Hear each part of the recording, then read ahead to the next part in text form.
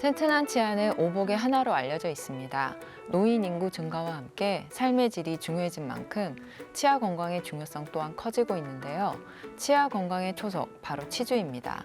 치주 질환이 심하면 치아를 잃을 수 있을 뿐만 아니라 전신 건강과도 직결된다는 사실 알고 계신가요? 안녕하세요. 치주과 전문의 이신원 원장입니다.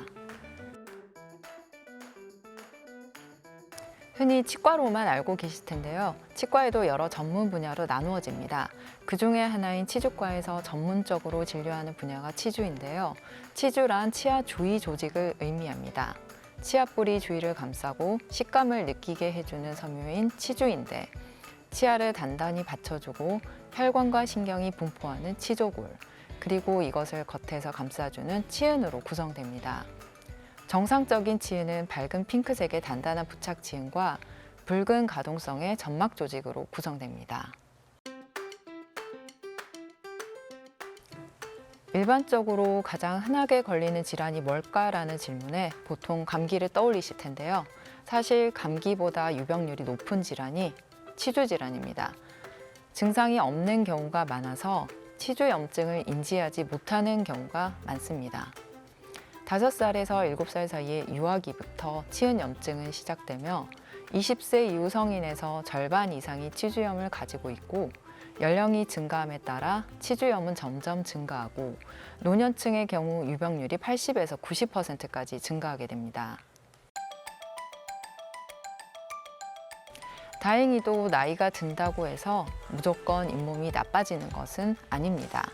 치주 질환의 증가는 치주 질환을 일으키는 원인에 노출되는 시간과 관련되어 있습니다.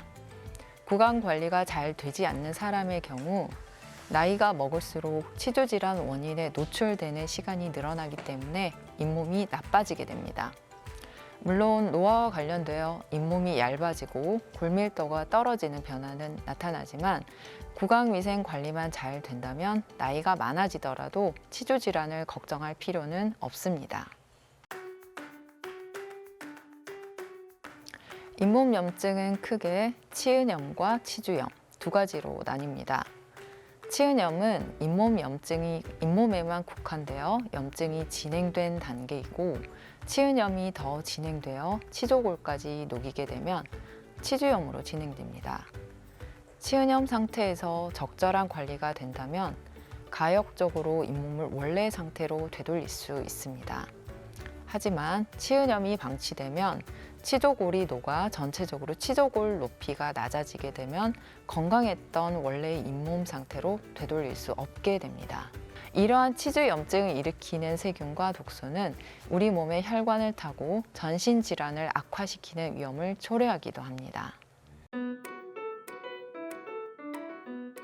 치주 질환의 원인은 치태와 치석입니다. 음식을 먹게 되면 치아 사이와 치아와 잇몸이 만나는 부위에 음식 찌꺼기가 쌓이게 되고, 이는 세균의 먹이가 됩니다. 흔히 치태는 닦이지 않고 남아있는 음식 찌꺼기 정도로 오해하는 경우가 많은데요. 사실 치태의 고형 성분 중 70%는 세균입니다. 치태는 외부 환경에 방어적인 구조화된 특성을 가지며 여기에 미네랄이 더해져 딱딱하게 굳어지면 치석이 되고, 치석은 표면이 거칠어 세균이 잘 번식할 수 있는 교두보 역할을 하게 됩니다. 치은염증이 시작되면 잇몸은 붓고 밝은 핑크색에서 검붉은색으로 변합니다. 입냄새가 나거나 양치질할 때 피가 나기도 합니다. 이 과정에서 치아와 잇몸의 부착은 약화되고 잇몸은 탄력적인 상태에서 점차 흐물흐물 약해지기도 합니다. 잇몸이 내려가면 시린 증상이 느껴지며 치조골이 녹으면 치아 움직임이 증가하고 더 심하면 병적인 치아 이동을 보이거나 치아가 자연 탈락되기도 합니다. 하지만 염증이 진행되더라도 무증상인 경우도 있어서 치료 시기를 놓치고 늦게 내원하는 경우도 많습니다. 치주 질환은 본질적으로 세균성 질환입니다. 우리 입속에는 치태 1mg 또는 침 1ml당 1억 마리 이상의 세균이 존재하며 유익균, 유해균, 아무 역할도 하지 않는 세균으로 구성되어 있습니다. 구강 내 염증이 진행되면 점차 유해균이 살기 좋은 환경으로 변하지만 평소에는 우리 몸의 면역 체계가 이런 염증을 잘 이겨냅니다. 하지만 수면 장애나 피곤한 경우 면역 체계가 저하되어 잇몸 염증이 빠르게 진행되어 증상을 더 잘 느끼게 됩니다. 치료는 원인 제거가 목적이기 때문에 치주 질환의 치료는 치태와 치석의 물리적인 제거를 목표로 합니다. 가벼운 염증의 경우 올바른 양치질로도 잇몸 건강을 회복시킬 수 있습니다. 하지만 치석이 생긴 경우 스케일링이 필요하고 염증이 더 심하게 진행된 경우에는 치은연화 소파술, 치주 수술이 필요하게 됩니다. 이러한 적극적인 치료가 끝난 후라도 정기적으로 치과에 내원해서 유지 관리에 힘써야 합니다. 잇몸 염증이 생기게 되면 치아 주위에 치주낭이 생기게 되는데 치주낭이 깊어지면 기구가 도달하지 않게 됩니다. 이런 경우 잇몸을 열어서 수술적인 방법으로 염증을 제거하는 치주 판막술을 시행합니다. 단단한 잇몸이 없거나 치아 뿌리가 드러난 경우 치은이식술을, 염증으로 녹아버린 치조골을 재생하는 골이식술, 조직유도 재생술을 시행하고 치은의 조화로운 형태를 만들어주는 치은 성형술 등이 있습니다. 광고를 보면 마치 저 약을 먹으면 편하게 잇몸병을 치료할 수 있으니 무서운 치과에 가지 않아도 될 것 같은 느낌이 듭니다. 하지만 잇몸 약만으로는 치료되지 않습니다. 치주 질환의 원인은 치태와 치석의 물리적인 제거인데 잇몸 약을 먹는다고 해서 치태와 치석이 없어지는 것은 아니기 때문입니다.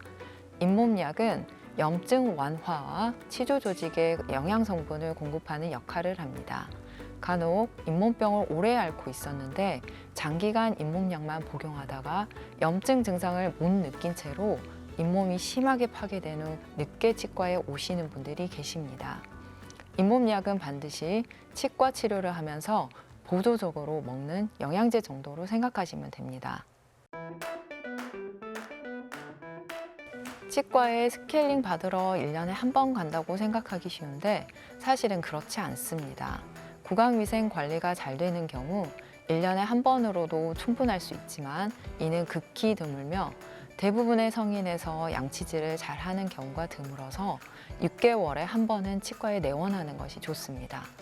하지만 불량한 구강위생 상태, 진행된 치주염증, 불량 보철물, 전신질환을 가지는 경우 3개월마다 한 번, 드물게는 1에서 2개월마다 한 번씩 치과에 내원하기도 합니다.